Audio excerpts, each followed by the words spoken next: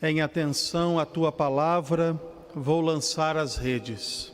Reverendíssimo Padre Adilson da Rocha, digno pároco desta paróquia e reitor desta sacrossanta Basílica de Nossa Senhora do Carmo, amados irmãos e irmãs em nosso Senhor Jesus Cristo, prezados internautas que nos acompanham pelo Facebook e pelo YouTube.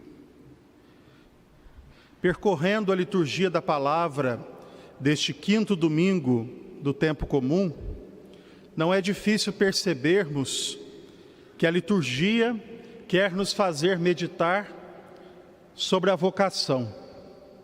Aliás, muito a propósito, como recordado pelo Padre Adilson, eu estou aqui presidindo esta Eucaristia há pouco mais de uma semana da minha ordenação sacerdotal, para agradecer a Nossa Senhora do Carmo pela graça do chamado que Deus me fez e da efetivação desse chamado pela consagração. E toda a liturgia da palavra trata sobre a vocação.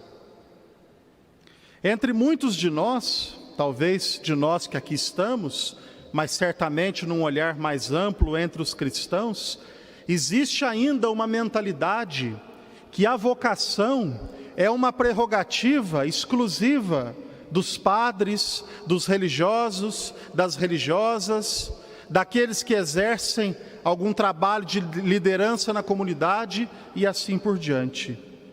E a liturgia da palavra de hoje nos fazendo ver a vocação do profeta Isaías na primeira leitura, a vocação de Paulo na segunda leitura e, sobretudo, o chamado universal que Jesus faz no Evangelho. A liturgia deste domingo é um apelo para que todos nós tomemos consciência de que temos uma vocação. De que nós não estamos vivendo nesse mundo por acaso, jogados, não é? Muitas vezes nós temos essa sensação. Porque o nosso tempo, com tantos avanços tecnológicos, com o celular que está aí toda hora, parece que nos ocupando mais até do que as outras pessoas. Tudo isso nos faz pensar que nós somos mais soltos no meio do todo. Que a nossa vida não é essa realidade exclusiva que a palavra de Deus ensina. Que a nossa vida não é essa realidade amorosa que a palavra de Deus direciona. Que nós estamos vivendo talvez por viver, não é? A mensagem de vocação trazida pela liturgia deste quinto domingo quer nos recordar exatamente do contrário. Que nós estamos vivendo esta vida, que nós fomos colocados neste mundo com um propósito, com uma missão, com uma vocação, com um chamado. E que a nossa realização verdadeira, a nossa felicidade, como o mundo costuma chamar, está justamente na realização e no cumprimento desta vocação, deste chamado que Deus fez a cada um de nós. Eu costumo dizer que aquilo que o mundo chama de felicidade, aqui na igreja nós chamamos de salvação. O que é a nossa salvação? A nossa salvação outra coisa não é do que a nossa realização plena, do que a nossa felicidade. E onde nós encontramos essa realização plena e essa felicidade? No cumprimento da nossa vocação, do chamado que Deus fez e faz a cada dia, a cada um de nós. De outra forma não poderia ser, meus amados irmãos e irmãs. Porque se vocação fosse uma prerrogativa exclusiva dos padres, dos religiosos, das religiosas, certamente nós poderíamos dizer que o projeto de nosso Senhor Jesus Cristo está naufragando, derrotado, ou já naufragou. Porque há muitos lugares onde o sacerdote não pode estar. Há muitas realidades existenciais onde o religioso, a religiosa, a palavra pregada aqui na igreja, os sacramentos administrados não conseguem chegar. E que vocês e que nós, que somos o povo de Deus, conseguimos chegar. Vocês querem um exemplo muito simples? O matrimônio, a vida conjugal. O sacerdote não está envolvido na vida conjugal do casal, mas é preciso que Jesus reine lá. É preciso que Jesus ilumine essa realidade da vida. E como Ele o fará? Ele o fará na medida em que esposo e esposa tiverem consciência de que estão vivendo aquele matrimônio não por um acaso, ou para resolver uma necessidade circunstancial, mas porque foram chamados por uma grande graça divina, para viver aquele estado de vida como uma vocação. E muito mais do que servindo um ao outro, ou servindo aos filhos, ou servindo a quem quer que seja, estão servindo pelo matrimônio ao próprio Deus, que os chamou a ser uma só carne. E a igreja estará presente, e Deus estará presente, e o Evangelho estará presente, na medida em que houver essa consciência vocacional.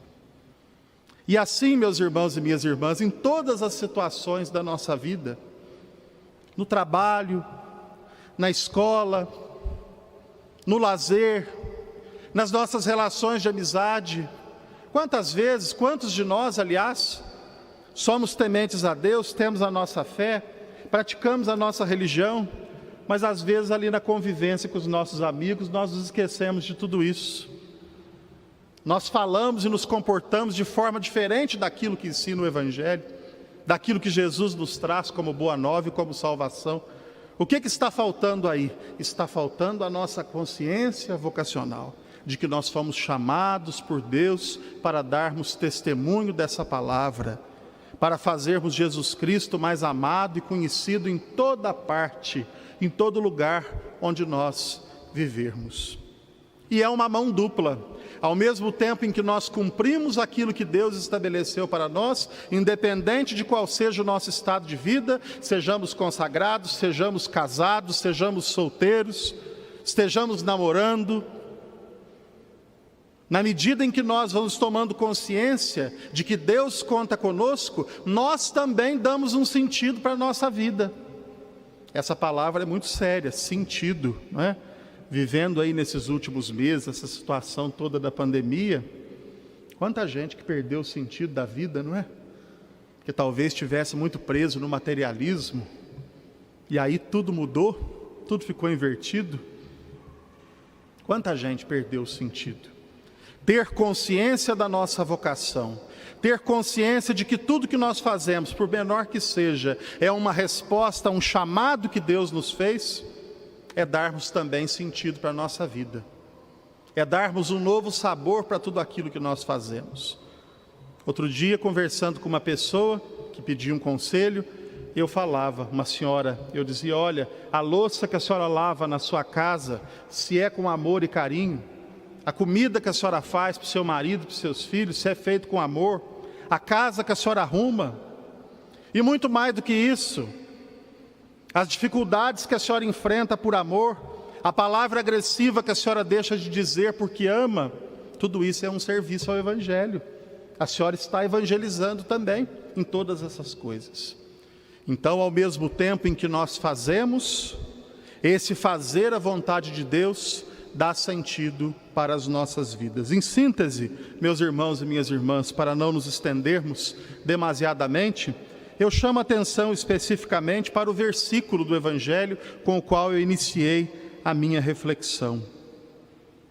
Em atenção à tua palavra, nós vamos lançar as redes. Eu tenho certeza que nesta igreja, participando deste santo sacrifício da missa, há muitas pessoas que estão desmotivadas, estão desanimadas, porque fizeram na vida a mesma experiência que os discípulos fizeram, de lançar as redes a noite inteira e não pescarem nada. A vida tem mesmo dessas coisas. As coisas acontecem conosco quando Deus quer, na hora que Ele estabeleceu. E muitos de nós nos desanimamos pelo caminho por isso, porque nós estamos fazendo e não estamos vendo o retorno. Nós estamos lutando na nossa vida familiar e parece que não vai bem. Estamos lutando no nosso matrimônio e continua sendo muito difícil. Insistimos na oração por aquela pessoa que é difícil, que convive conosco, que não há modificação, não há mudança. Doamos a nossa vida na comunidade e a comunidade continua complexa. Lançamos a rede a noite inteira e não pescamos nada. A nossa vida profissional, não é? Quantas pessoas que estudam, depois não arrumam emprego, ou arrumam um emprego, não estão satisfeitas naquele emprego. As dívidas se avolumam, nunca vem aquele retorno tão esperado do nosso trabalho, do nosso suor, e nós repetimos para Jesus: Senhor, nós pescamos, nós lançamos a rede a noite inteira e não pescamos nada. Então me parece, meus irmãos e minhas irmãs, que se em primeiríssimo lugar a mensagem desta liturgia é para que nós tomemos consciência que tudo na vida deve ser feito como uma vocação, como uma resposta a um chamado, esse é o segundo aspecto importante para nós levarmos para a nossa semana. Jesus, assim como disse aquele dia para Simão e os demais apóstolos que o cercavam, diz hoje para nós: avancem para águas mais profundas, lancem novamente as redes na esperança, porque certamente aquele milagre que tanto impressionou os apóstolos, que tanto marcou a vida dos apóstolos, que fez com que se prostrassem aos pés de Jesus, certamente esse milagre, de acordo com a santa vontade de Deus, acontecerá também na nossa vida, e será farta a nossa pesca, será farto o resultado dos nossos esforços, porque é Jesus, Deus, o Filho eterno, quem nos assegura. Não tenhamos medo, meus irmãos e minhas irmãs, de responder a essa vocação, de responder a esse chamado, e renovemos a nossa esperança de lançar as redes, na certeza de que Jesus recompensará o nosso esforço. Louvado seja nosso Senhor Jesus Cristo.